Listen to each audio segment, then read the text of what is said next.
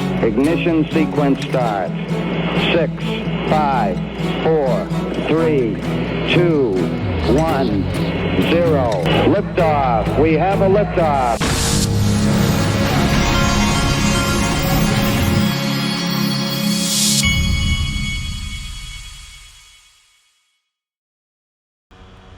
Hey everybody, this is the Digital Asset Investor, and I'm having a holiday peppermint mocha.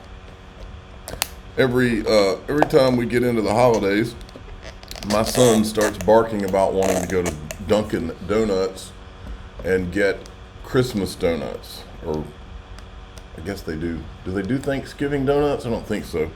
But he likes the holiday donuts, and so since he's here with me in the holidays, I'm kind of a softie when he starts asking me in the morning. Okay, check it out. Trump could start one of the biggest bull runs in history of crypto. Here's why. Trump will take office in January and will likely establish a strategic Bitcoin reserve. Gary Gensler is resigning on January 20th.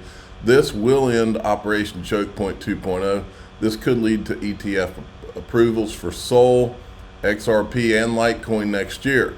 When that happens, a full-blown alt season will kick in, and it will unleash mind-blowing gains that most people can't even fathom. Now, yesterday afternoon, this is probably one of the bigger things that I have seen come out of Ripple. Brad Garlinghouse tweets this. Last week, 60 Minutes interviewed me about crypto, the push for regulatory clarity, and how the industry banded together to advocate for pro-innovation candidates on both sides of the aisle through Fair Shake PAC. Full episode to be aired soon. Stay tuned for details. Let me make sure there's not a new version of that tweet.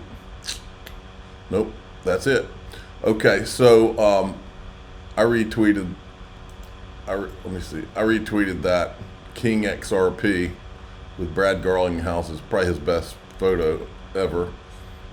Now, then yesterday, Charles Hoskinson put out this video, XRP and Wyoming. And basically the gist of this is, and I'll let you hear it, but the gist of this is that this Wyoming stable token commission, he's basically saying it's politicized. It has an ex-consensus person on there. And basically he says in this video that he's coming around to thinking maybe the XRP army was onto something all along. Go figure.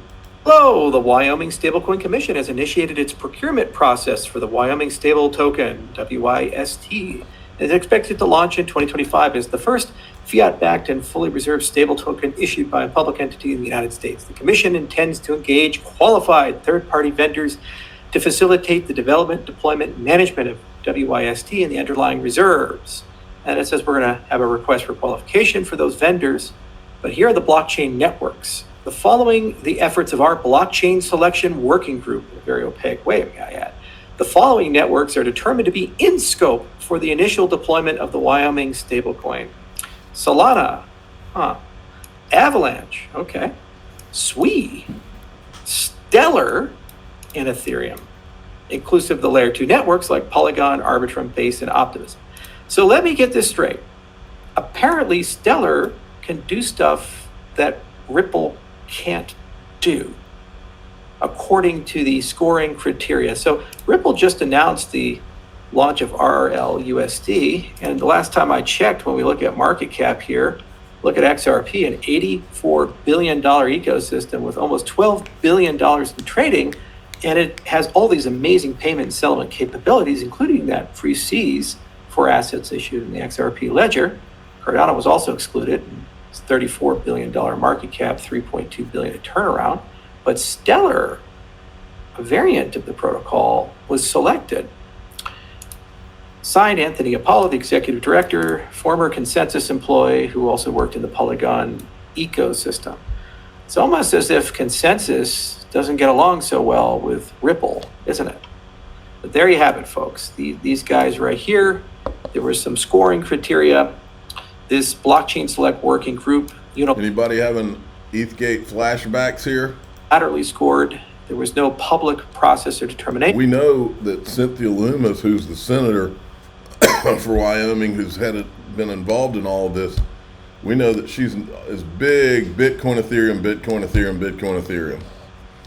So this makes sense. Now, there's a couple of clips of what he said that were put out. I want to make sure we covered a couple of these. Gap here. Maybe some overlap. Look at XRP, an $84 billion ecosystem with almost $12 billion. Okay, we already heard that. And demonstrate that the proof of concept satisfies that.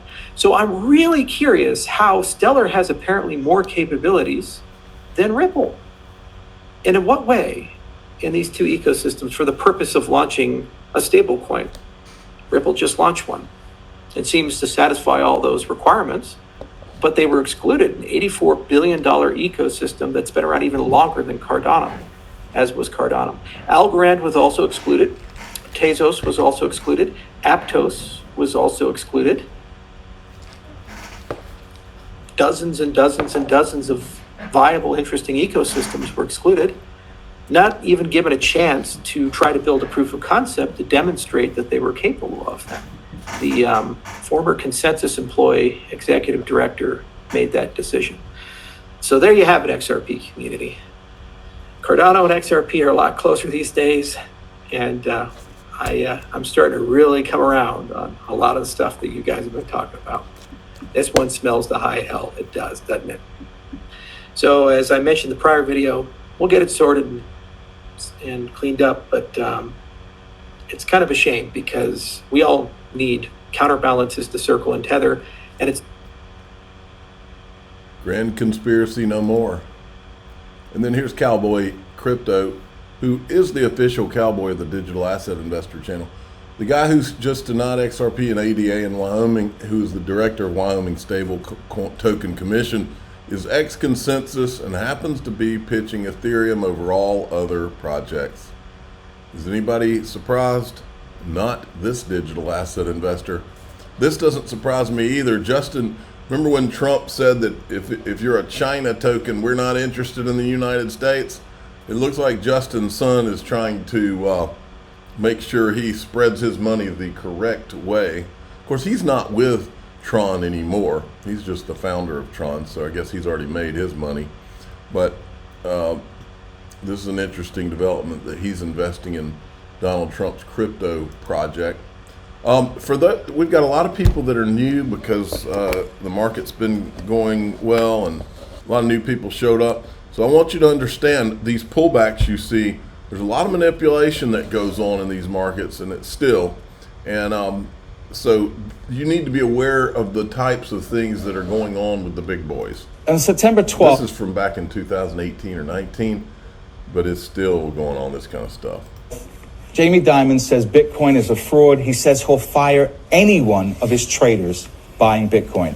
Bitcoin drops 24%. When Jamie Dimon speaks, people listen. People listen. So that weekend, we found out that the largest buyer of a Bitcoin fund that's in Europe that buys physical Bitcoin, right? The largest buyer was Morgan Stanley and JP Morgan. And that's not illegal. He says it's a fraud. It says he'll fire anyone that buys it. Yes. And at the same time, his company is buying it. His company is buying it. It's just, so unethical. On September 12th, Jamie Dimon says Bitcoin is a fraud. He says he'll fire any one of his traders buying Bitcoin. Bitcoin drops 24%. When Jamie Dimon speaks, people listen. People listen. So that weekend, we found out that the largest buyer of a Bitcoin fund that's in Europe that buys physical Bitcoin, right? The largest buyer was Morgan Stanley and JP Morgan. And that's not illegal. He says it's a fraud. It says he'll fire anyone that buys it. Yes. And at the same time, his company is buying it. His company is buying it. It's just, so unethical. On September 12th, Jamie Dimon says Bitcoin is a fraud. He says he'll Jamie Dimon has no problem with ethics, I don't believe, unethical things. Okay, this is Stuart Alderati right here. Yesterday, the SEC was bragging about all their money they brought in from enforcement actions. Stuart Alderati says, the SEC bragging about record fines collected is like a professor boasting about their highest ever class failure rate and the most cheating scandals. It's not a measure of success, it's an indictment of oversight gone terribly wrong, driven by perverse incentives. And then Chris Giancarlo says, exactly right. Everybody's throwing Gary under the bus. And then John Deaton says, because Gary was bragging about him too, John Deaton says, how about you release all the correspondence and notes related to your private meetings with Bernie Madoff of crypto, Sam Bankman-Fried? Why were you meeting with the CEO of an offshore exchange while denying American CEOs like Brian Armstrong and Jesse Powell meetings? Did the $10 million that SBF gave the administration in order to gain access to regulators have anything to do with it? Was that your price, $10 million? Then we've got this, XRP scan has been updated to Rippled V 2.3.0. With this release, we're now voting to reduce the base reserve to 1 XRP and owner reserve to 0.2 XRP. So when I got in this, and for the last however many years, you had to have, I think it was 20 XRP in a wallet. In other words, I mean, I've got ledgered NOSs that still have 20 XRP on them because I took my XRP off of them, but you had to leave 20. I always dreamed that one day, in a perfect world, we would be into the thousands of dollars, and I could go back to those ledgers, and there would be no reserve anymore, and I could go and get thousands of dollars off of there to go buy a toy or something. Okay, and then this is Ray. Wait a minute. I'm not gonna play this one. Ray Fuentes did this. I'm gonna put this at the back, and I'm gonna maybe cover that in the next video because I'm already over time here. I'm gonna see what else. Oh, I do want to play this before I go into DAIXRP.com. This I said, who needs bears and riddlers when there's an XRP profit? And then I did a retweet. I said, XRP Jesus. Bitcoin has a Jesus. Roger Ver is Bitcoin Jesus. Turns out we have an XRP Jesus. This is the same guy that predicted XRP. I think he said it would go to 10,000. I'm only covering this for the humor of it, folks. So don't go thinking I think this profit is right and all that. It's not that. I just think it's an interesting thing. See the middle letter. And then the Lord showed me driving down the road about X and P. But I won't give the other one because this is not financial advice. But I saw that certain thing going above $10,000. And I saw it going to $5 quickly. And the Lord told me that this would be big like Apple, Microsoft. It would be the new .com era that's coming.